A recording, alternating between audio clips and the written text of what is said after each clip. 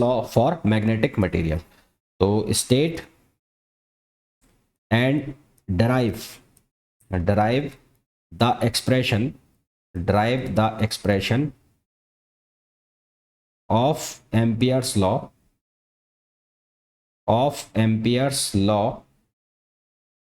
for magnetic material। Ampere's law for magnetic material। तो magnetic material के लिए हमें क्या बताना है, एम्पियर्स लॉ को बताना है। तो ये हमारे पास क्वेश्चन हो गया। तो जब मैं एक मैग्नेटिक मटेरियल की बात करता हूं तो मैग्नेटिक मटेरियल में दो तरह की करंट का फ्लो होता है, एक होता है फ्री करंट और एक करंट होती है बाउंड करंट। तो for a magnetic material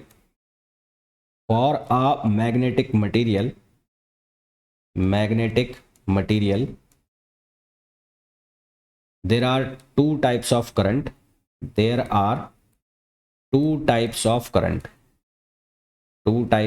current तो एक मैग्नेटिक मटेरियल के अंदर दो तरह की करंट फ्लो करती है। एक करती है कौन सी करंट, फ्री करंट, और एक करंट कौन सी फ्लो करती है, bound current.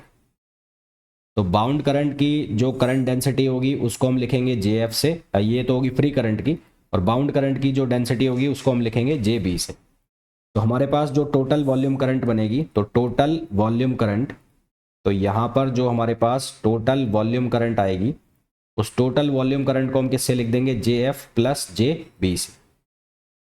Total volume current जो आएगा वो आएगा JF प्लस JB। इसको लिख दिया मैंने इक्वेशन नंबर फर्स्ट। क्या लिख दिया, इक्वेशन नंबर फर्स्ट। अब from differential form of Ampere's law, तो from differential form of Ampere's law, तो एम्पियर्स लॉ का जो हमारे पास डिफरेंशियल फॉर्म है उसको हम यूज करें तो वो है curl of B equals to mu naught J। अब ये जो J है वो टोटल यहाँ पर जो करंट डेंसिटी है वो यूज करेंगे, तो दोनों की वैल्यू लिख दूं तो curl of B equals to ये हो जाएगा म्यू नॉट JF और प्लस ये हो जाएगा म्यू नॉट JB। B का मतलब है बाउंड करंट और F का मतलब है फ्री करंट, तो ये हो जाएगा यहाँ से। अब हमें ये पता है कि JB जो है वो किसके बराबर होता है, कर्ल ऑफ M। तो वी नो दैट कि JB का मतलब बाउंड करंट जो है वो किसके बराबर होती है, कर्ल ऑफ M।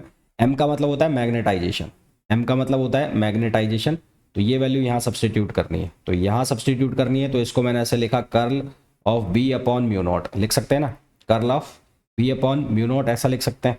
यहाँ से लिख दिया मैंने JF, इसको लिख दिया मैंने क्या, JF, ये जो लिखा हुआ है JF, और प्लस यहाँ पर जो JB है इसकी जगह मैंने लिख दिया curl of M।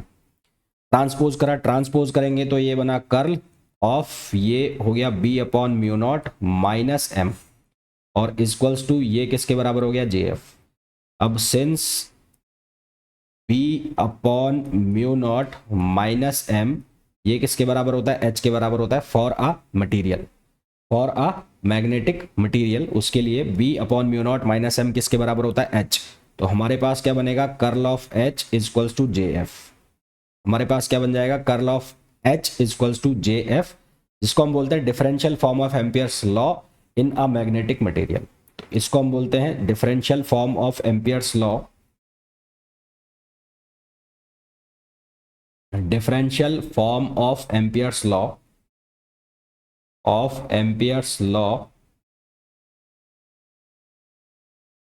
A magnetic material. एक मैग्नेटिक मटेरियल के अंदर differential form of Ampere's law, उसको हमने इस तरह से लिख दिया। H जो है वो क्या है, मैग्नेटिक फील्ड वेक्टर है जो कि फ्री करंट के ऊपर डिपेंड करेगा, ठीक है। तो H जो है यहाँ पर H वेक्टर, ये क्या है, मैग्नेटिक फील्ड, ये क्या है, मैग्नेटिक फील्ड वेक्टर